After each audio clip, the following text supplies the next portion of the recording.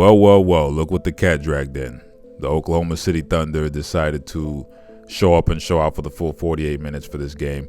Shout out to the Pacers game one. That was a really good comeback that second half. They chipped away at it and just hawked them down, reeled them in slowly but surely, and did a job in game one. Game two went exactly how I thought the entire series was going to go. I'm not saying that the Thunder are going to give, the Pacers a boots, a belt to ass, excuse my French, treatment. But definitely the Thunder, in my opinion, they are the better constructed team. I don't think they're the better coach team. I think that they're pretty similarly matched. I think Carlisle is a sharper coach. Dagnall is no slouch. No disrespect to him. He's a very good coach, seems like, so far from what I've been watching the last year. But this Oklahoma City team, you can tell they made the adjustments. Chet Holmgren, shout out to him. He decided to finally show. I don't know what it is with some of these guys. I don't know if they got yelled at by the teammates, talk to, calmly, whatever it was, do that ish again. If you're a Thunder fan, that's what you want to see. I'm not. I'm just saying that if you're a Thunder fan, that's exactly what you want to see. Chet Holmgren has to be aggressive and he has to finish. Game one, he missed way too many wide open layups. This game, he did not. He hit open shots. He hit layups. What do you know? The Thunder win. Shout out to Jalen Williams for being a little bit more aggressive, but we got to talk about something. I don't know what the hell it is in this arena. I don't know if the Thunder are purposely greasing up the damn balls before the game. Pause, no homo. I don't know what they're doing to these basketballs before the game. They're putting freaking lube or WD-40 on them. But Jalen Williams could not hold on to the ball this game whatsoever.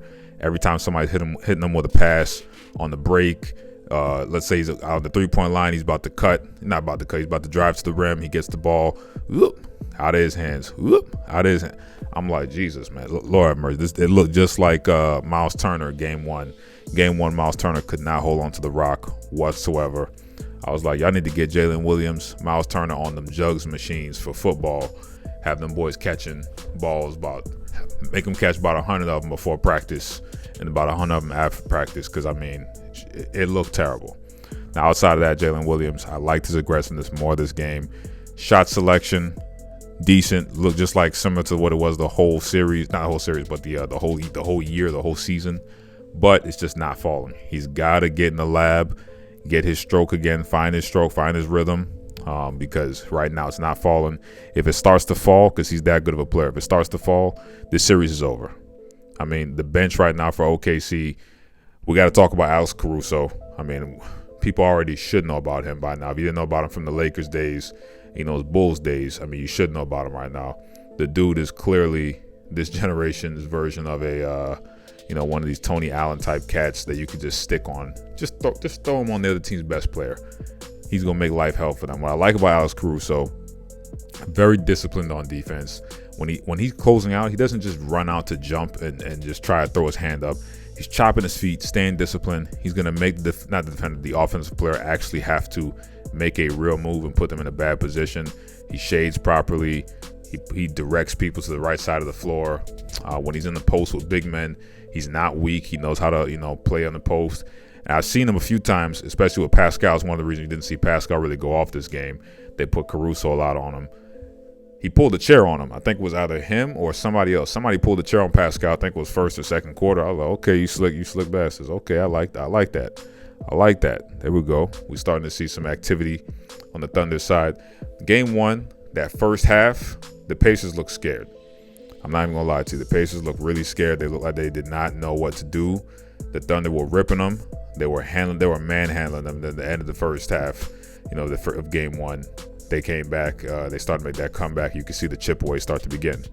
Game two, it looked like Halliburton had been figured out. I'm not going to say that he's a choke artist. I'm not going to say any of that type of stuff. He had 5 turnovers this game. It was like 5 or 6 turnovers. He never turns the ball over at that kind of rate. This was definitely a bad game for him distributing the ball. That's what he does. That's his bread and butter. Speaking of butter, I don't know what the hell is wrong with this man, Stephen A. Smith. I'm watching the game, I turned the other little halftime show. I'm watching, my lady, watching with family, whatever. And wanted to see some stuff. We hear this man talking about shea butter. I said, who the hell is Shea Butter? Man's almost shea butter. What kind of excuse my friend, what kind of name is that, man? I was like, yo, we gotta come up with something a little smoother than that, something a little less, no funny business type stuff. But I'm not accusing them of nothing. I'm just saying, I was like, what kind of name is this for SGA? Now we gotta talk about SGA. SGA, he looks like a top guy in the league. I'm not gonna go too much into it right now, but what he reminds me of, there was a video I was gonna make a while back on Jaylen Brown, Jason Tatum, how those guys need each other. They kind of play off each other, and to say one's better than the other, it's silly because they both have strengths where the other's weaknesses are. They really make life easier for each other, and they kind of, perfect match for them over in Boston in that East section. Shai Gilgeous-Alexander, he's kind of the mix of those two guys. Everything that Jaylen Brown does not do well, that Jason Tatum does, Shai can do that as well. Everything that Tatum is not good at, that Jaylen Brown is good at, Shai Gilgeous does that as well. So, I mean, he's kind of that mix. When we always talk about Jaylen Brown, Jason Tatum, who's better? Look, that conversation is about 5-6 years old, 3 years old at the youngest. Silly conversation. Those guys play off each other. It's obvious.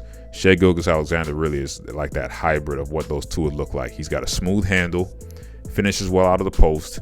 He finishes well in the paint, something that Tatum has struggled with. Not to throw dirt on the man's name, Tatum is a very good player, all NBA for a reason, top guy in the league. But that man, Shai Gilgeous-Alexander, he's looking nice as hell right now. He's looking really nice. And I have to say, 2 games now he's played very well. First game, I think he should have distributed the ball a little bit better.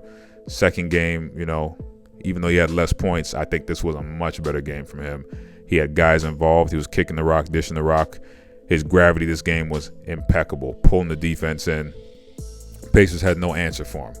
That's what you want to see out of the top guy, quote unquote, on the team, but especially if he's going to be the MVP. Guys like him, Jokic, this is what I expect to see. I expect to see that when you have a roster that is good enough, you go and make a deep playoff run and you are impactful in the playoffs. You are making your teammates better.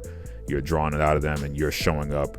You can't be the one that's no showing. You're going to have a bad game or two, whatever, but the effort needs to be there.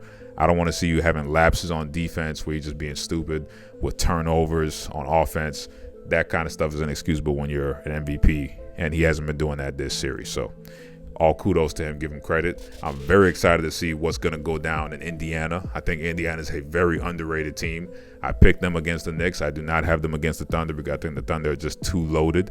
But if any team is going to pull this off against the Thunder, it's going to be the Pacers. The Pacers are no joke, especially over there in Indiana. Indiana is that is a basketball state. They take basketball very seriously over there. So, Chet Holmgren, I want you to bring that same energy that you had this game for the Pacers. Tyrese Halliburton, that turnover stuff, I want to see it cut down. Shai Gilgeous-Alexander, keep playing like the MVP. Jalen Williams, you and Miles Turner, y'all need to both rent out a jugs machine and go hit about 100 reps before the game, and then before practice, 100 reps after practice. Y'all need to do some dribble handoff with people just trying to rip you the whole freaking practice, because I've seen too many oops from both of you guys. It's like, gosh, they don't need to give them the boys a that stickum glue from the 80s with the Raiders and all them teams in the NFL. But no, this is looking like a decent series.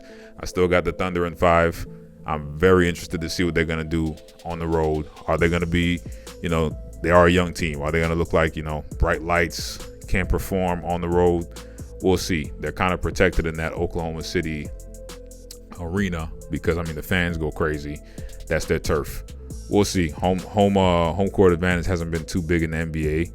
It's not like the NFL, when you travel on the road, you got to go to different terrains and frozen tundras and all that kind of stuff in the playoffs. But we'll see. Now, as usual, don't be mad at me. Be mad at yourself. More videos coming soon. Look out after every game in NBA Finals. Another video coming.